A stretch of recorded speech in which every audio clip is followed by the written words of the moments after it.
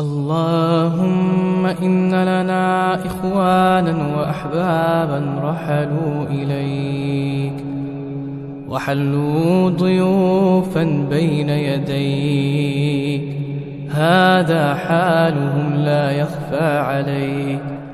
اللهم اغفر لهم وارحمهم وعافهم واعف عنهم وأكرم نزلهم ووسع مدخلهم واجعلهم في قبورهم مطمئنين،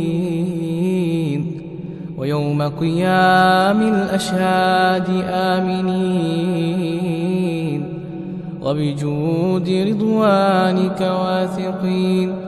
اللهم يمن كتابنا وكتابهم ويسر حسابنا وحسابهم، وثبت أقدامنا وأقدامهم يوم تزل الأقدام، وثبت أقدامنا وأقدامهم يوم تزل الأقدام، واجعلنا واجعلهم بجوار حبيبك عليه الصلاة والسلام.